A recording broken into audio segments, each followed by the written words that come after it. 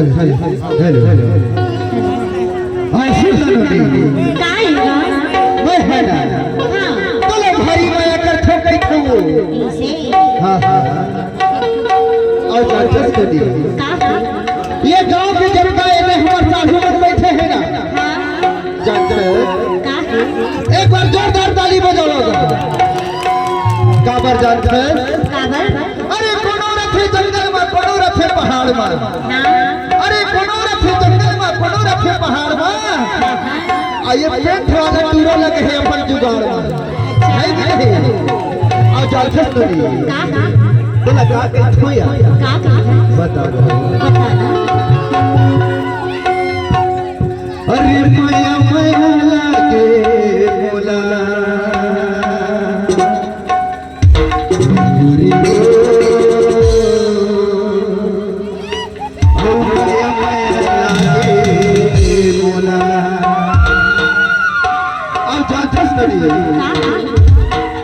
जब क्यों तेरी भोली सूरतिया अच्छा नींद नहीं आवाज़ मुलारे रतिया इसे और नींद नहीं आवाज़ मुलारे रतिया तब तो थकती बताओ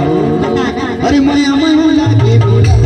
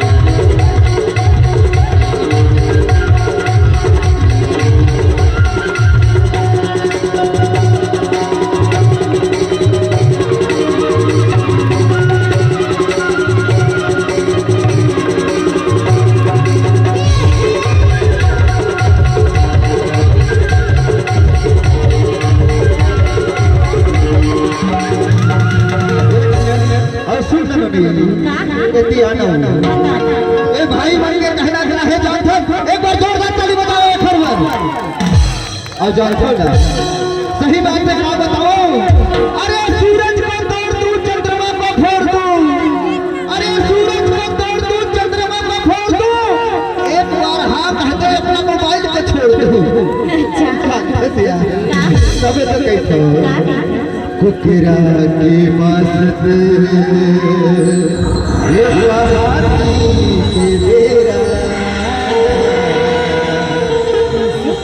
अगले आवे मूर्ति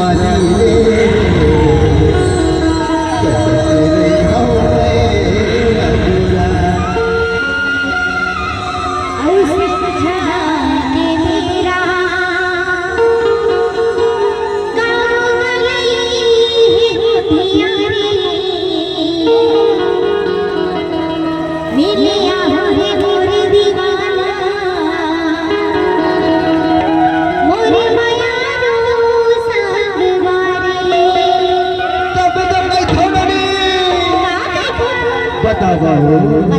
अरे काम हो बोला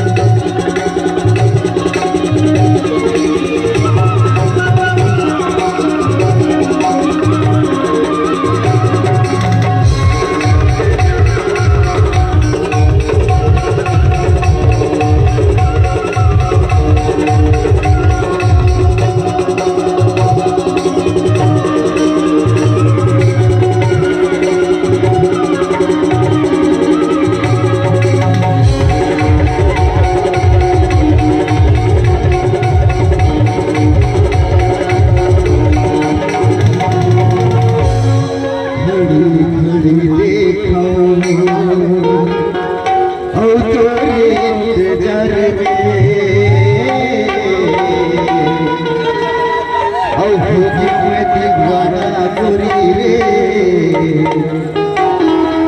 औ